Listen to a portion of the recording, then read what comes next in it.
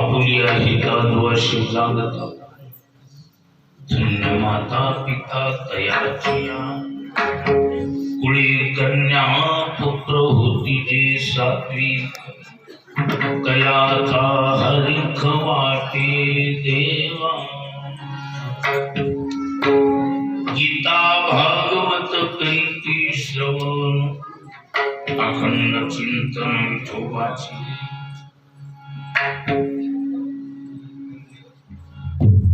पुढे कन्या पुत्र होती जे सात्विक तयाचा हरिख वाटे देवा तुका म्हणे मज घडून त्यांची सेवा तुका म्हणे मज घडून त्यांची सेवा तरी माझ्या दैवा पार नाही पुढे कन्या पुत्र होती जे सात्विक तयाचा हरिख वाटे देवा श्री संताची या माता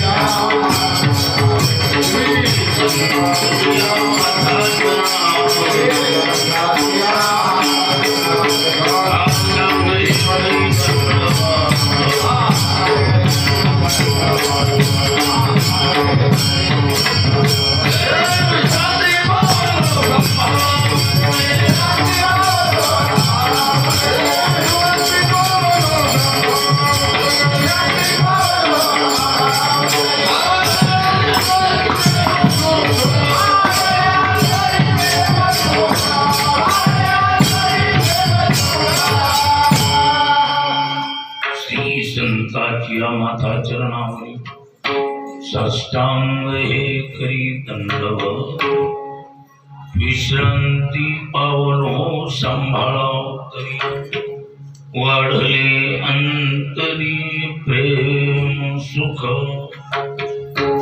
आपुल्या हिताद्वासे जागता धन्य माता पिता तयाची पुढे कन्या पुत्र होती जे सात्विक तयाचा हरिख वाटे देवा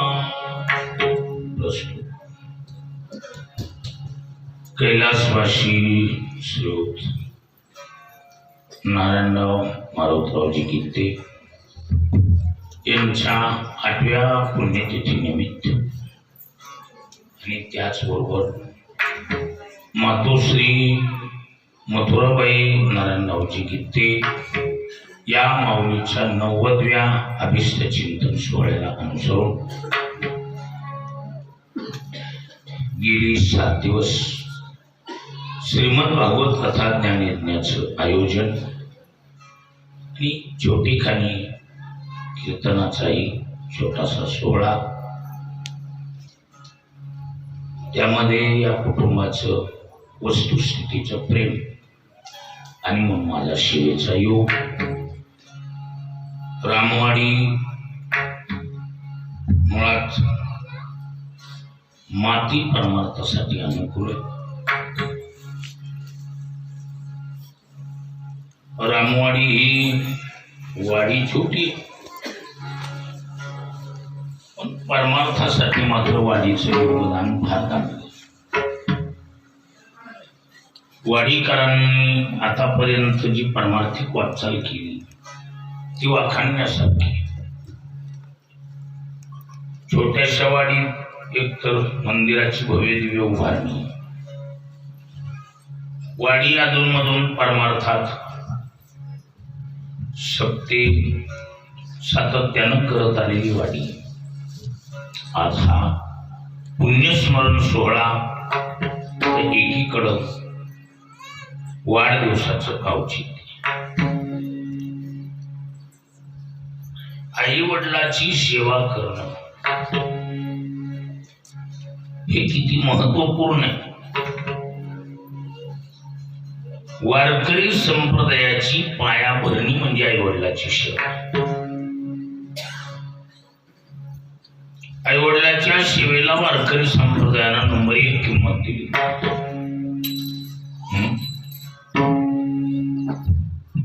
पितृसेवा पुण्य साधनेचे निधान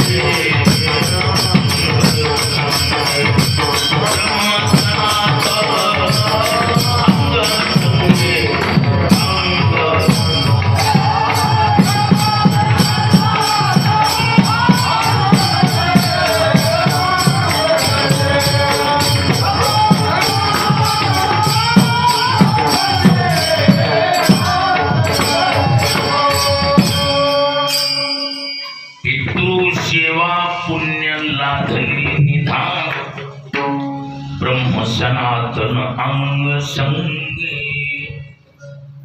आई वडिलांची सेवा किती महत्वाची. वारकरी संप्रदायाचा श्री गणेशच कुठून आहे?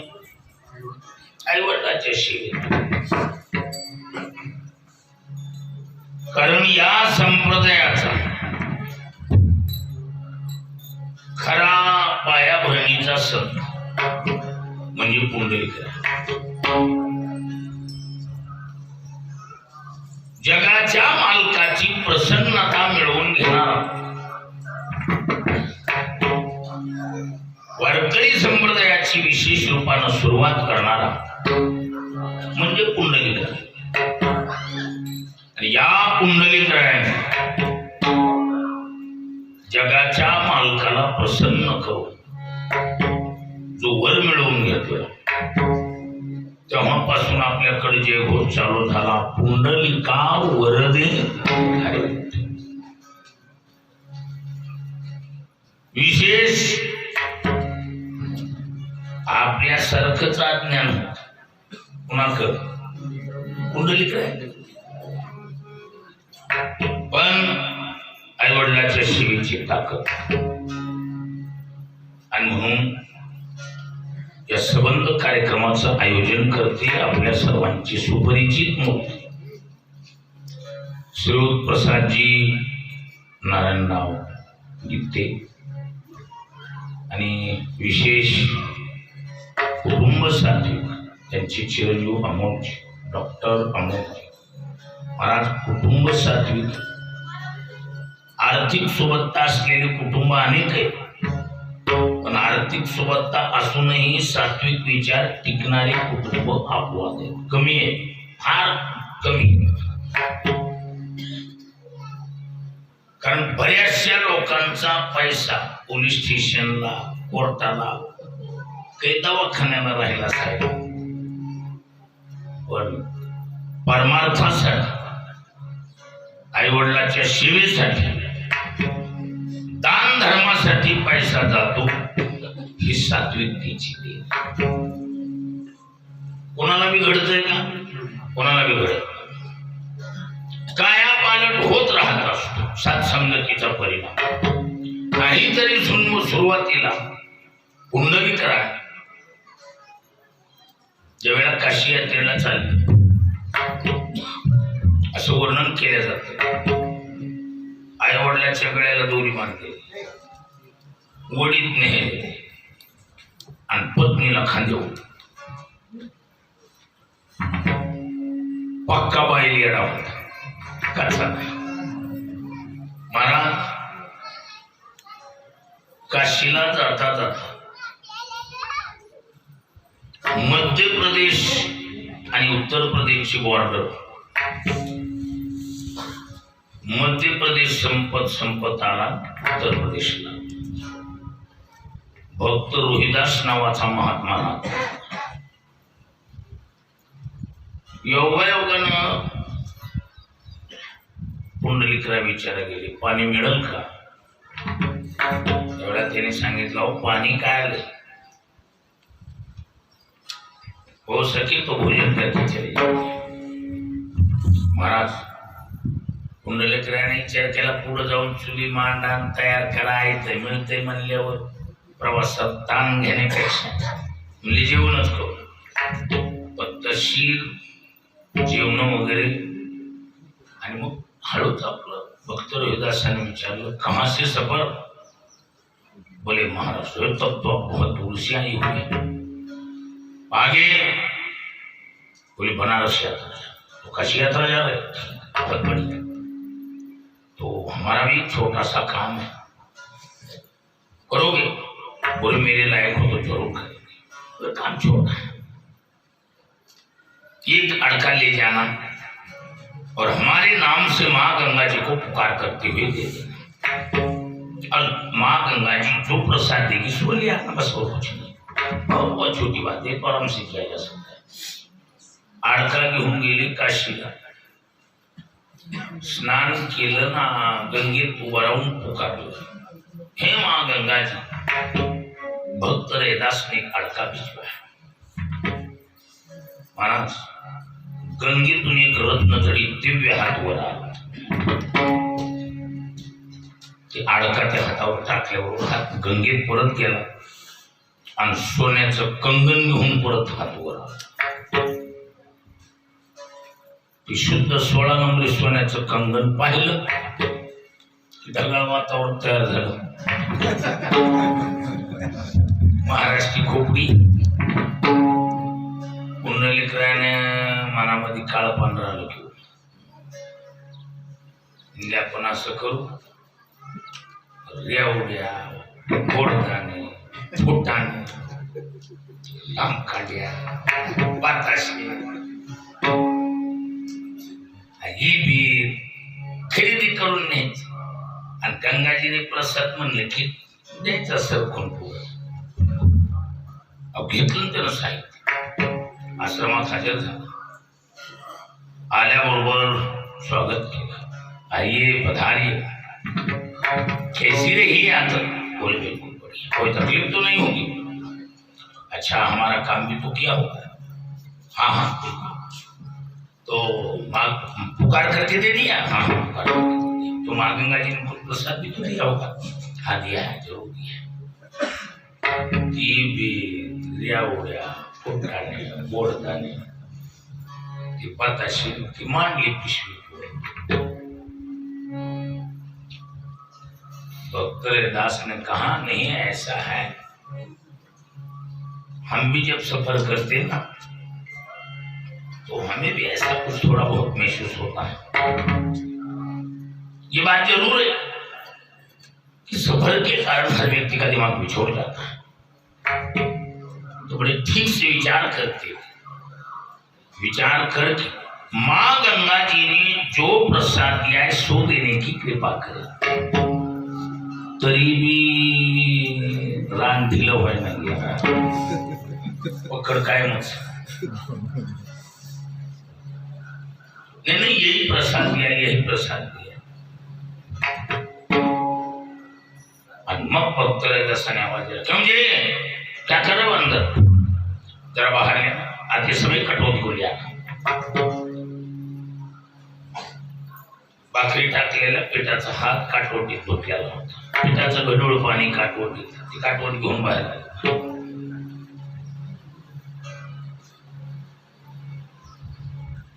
त्या काटवटीमध्ये तसल्या गढूळ पाण्यात सोन्याचं कंगन चमकायलं.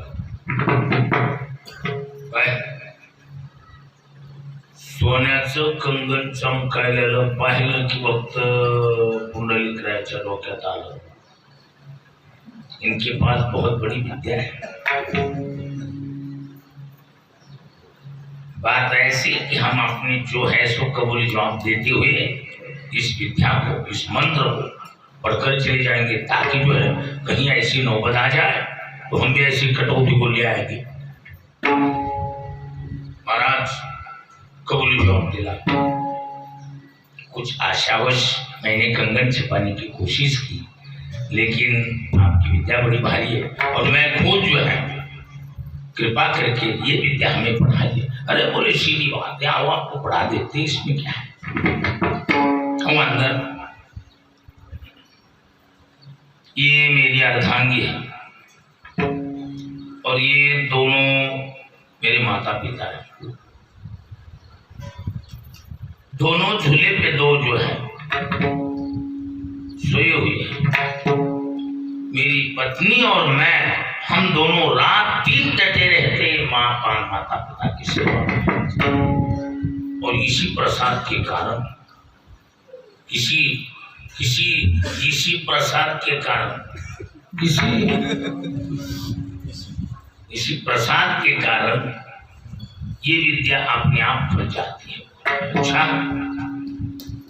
अरे बोले मन चंगा तो कटौती में गंदा, हम कहाँ गंगा जाएंगे यार.